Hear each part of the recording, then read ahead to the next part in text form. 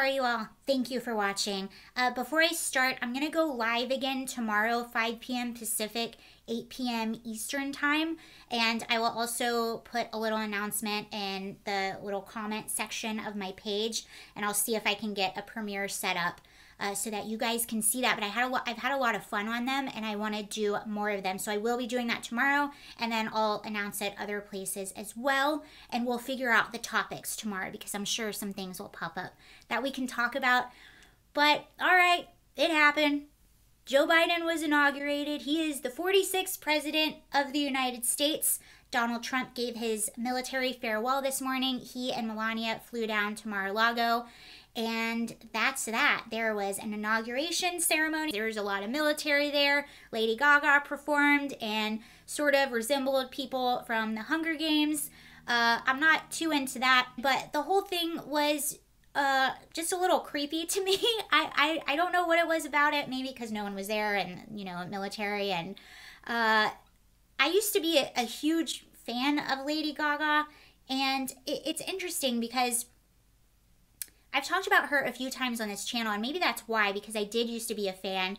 And when she started her music career, she always did pop, but it was kind of like a punk pop. And that's sort of, she kind of came up on the underground scene of New York. I know she came from upper middle class and went to Juilliard, but her performance was more like sort of, you know, Born This Way, like, you know, against bullies and things like that. And she went from being one of the people and being for the underdog to this shift now.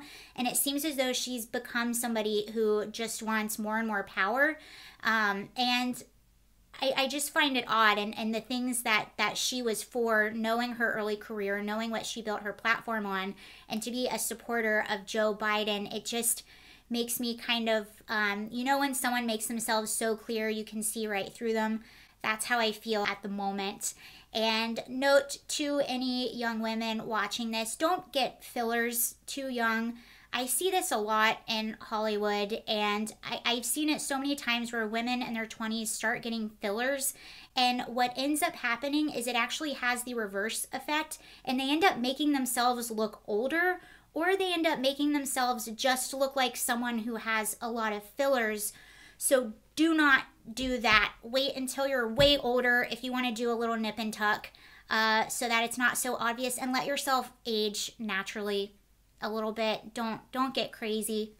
Next, okay. And I'm sure I'm feeling the same way a lot of you are. I was sad to see Trump go. I had a little tiny tear in my eye when he was waving goodbye, and I have a lot of concerns. Some of my main concerns are big tech, critical race theory, immigration, the Middle East. Trump did some historic peace things in the Middle East. They also just ridded the 1776 project from the White House website, which Trump actually put in place to teach patriotism in school. So all of those things are incredibly concerning, and I am concerned about them. But I also know at the end of the day, and a message that I want to give to you is that if Dave Rubin said this earlier today, if you are all about politics, if that's all you're consuming all day, if that's all you're talking about, you will be wholly miserable. And the truth of the matter is, although I do have these concerns, and I still will have them, I'm not going anywhere, while I do have these concerns, I also know that it's important to take care of yourself, and it's not the end of the world. It's not the end of everything. You know, imagine how crazy people were 4 years ago thinking the world was going to end, the world was going to end. And this evil dictator, what did he do today? He just got on his plane and went to his mansion in Florida, and hopefully he's, you know, probably eating some delicious food, just relaxing after 4 years. So it's going to be okay, and I really do believe that. And, you know, make sure you're taking care of your family and your relationships, and nurture your hobbies, learn something new. The world is beautiful. One of the things about California, yes, we have a lot of really bad policies, but sometimes I go outside and I look around and I think, okay, there is good in this world, there is God in this world, And I'm very happy to be in this world. And I do think good always prevails over evil, especially in the times where it seems the darkest. And actually, one of the reasons I started this channel, and it's going to sound silly, is because I think politics are stupid. Crazy, right? I know, that's all I talk about are politics on this channel. But I actually, in fact, think they're stupid. I'm way more interested in cultural things. The reason I started talking about them so much is because I noticed how when Trump got into office, all of a sudden politics seeped into everything. I could not go anywhere without people bad-mouthing Trump, and I liked him, and it got to the point where I was just pushed to the point where I could no longer be silent. And I just started speaking out. But that's the reason, because when it comes to where you're allowing your disdain for an individual to control you and to control your emotions and to control how you interact with people, which was what I was seeing with people's just hatred for Donald Trump, then you've allowed it to get too far. And I will not do that with this administration. I will remain critical and call things out when I see them, and that's what I'm going to do. But that is why, because I think it's stupid to let it get to that point. Yes, I've had moments, especially this past year, when I felt really afraid or I felt really passionate because politics had it had gone off the deep end, and it got to the point where because politicians were refusing to acknowledge the violence that was happening all summer, the protests or this and that, or pushing these weird like race-baity racial divisions down our throats, it got really bad. And so I was a little bit more impassioned with talking about it. But what I hope, and I wrote this on, I want to read you something I wrote. I put this on my Instagram today. Let me read it for you. So it says, all jokes aside, because I make a lot of jokes about Biden. It says, all jokes aside, I hope Biden does well.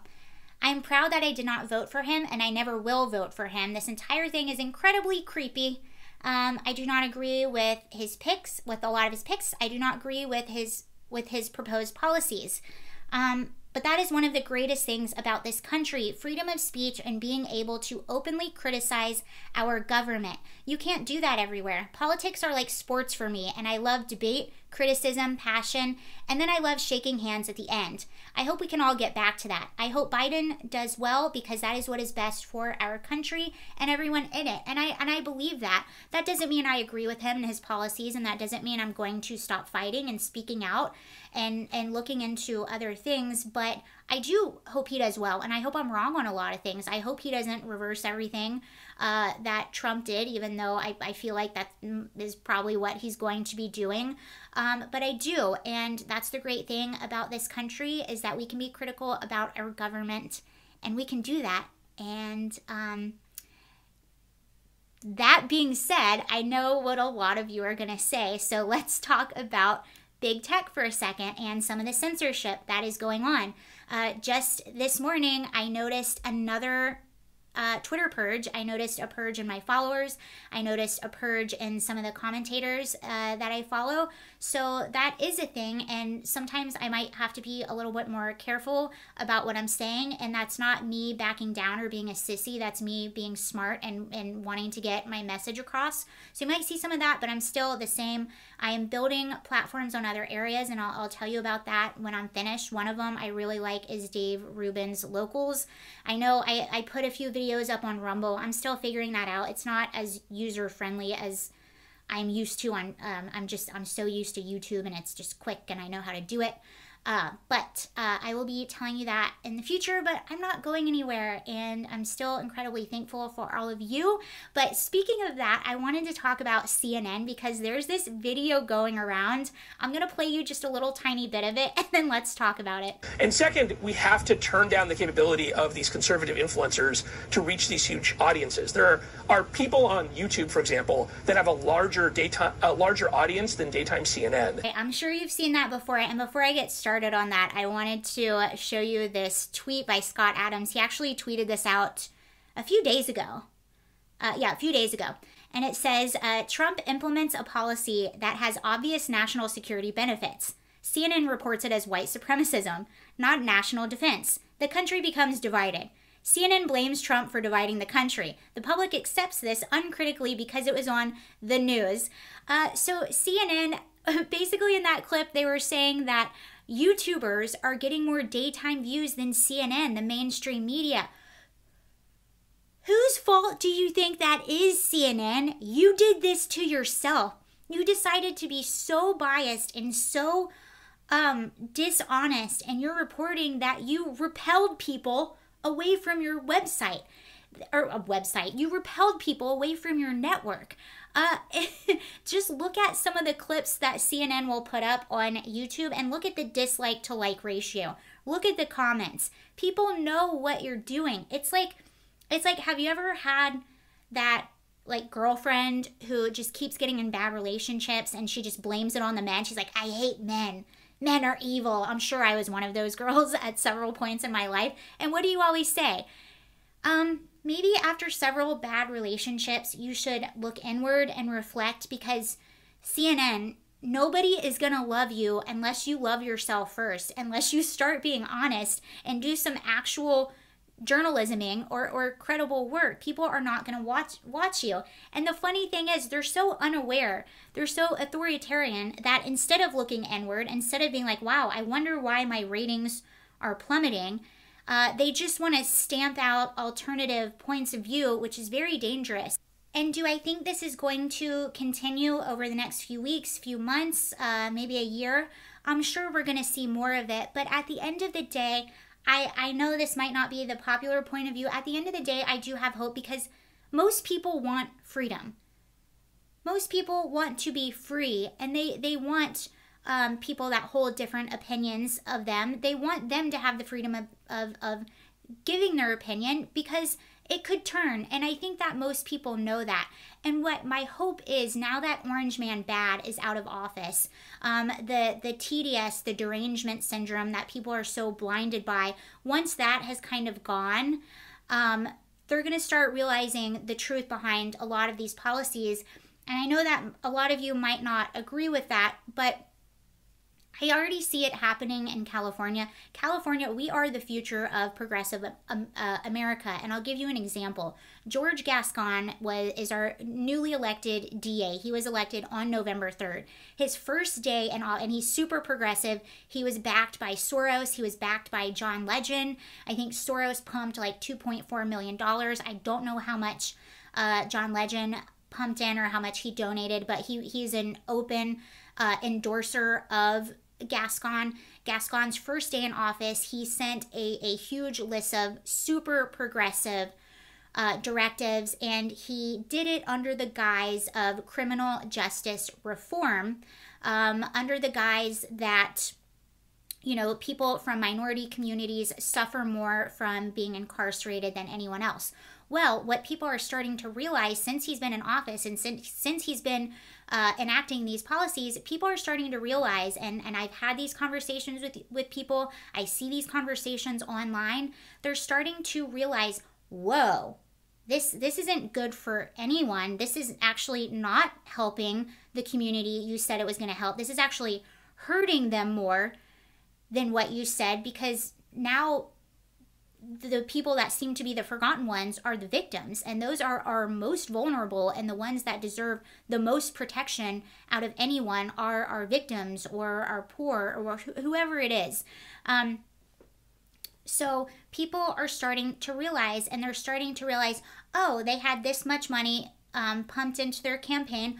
Oh, that means that every time I turn on my TV, I would only see this person. And oh, he said this was going to help these communities, and it's not. So even the people that voted this in are realizing the implications of, or are realizing the reality of some of these super progressive policies. So that is a positive. And at the end of the day, most people have common sense. I know we make fun of people, but they do. People have a modicum of common sense, and people, they don't want to see other people get hurt. They don't want to see other people be unsafe, and they want freedom. Oh, Garth Brooks did perform at the inauguration. Another Garth Brooks, yeah, Garth Brooks. That's another one. Country music is supposed to be about blue collar work, the everyday man, going home to his wife, fishing, working for the weekend. So funny. Hi, I just completely stopped editing my video so I could tell you this joke. What happens when you play a country album backwards? You get your house back, you get your wife back, you get your kids back.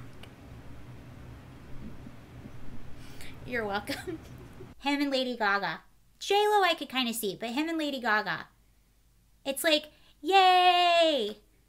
We voted back in out-of-touch career politicians. Yay, corporations. Yay, elitism. Yay, yay, yay. That's what they're excited about. Good job. But anyway, I just wanted to say hello and see how you were feeling. I'm going to work on things to talk about in the live stream tomorrow. If you have any ideas, let me know. How do you feel about today and everything that's going on? I want to hear your opinions. Do you agree? Do you disagree? Where do you see us moving forward?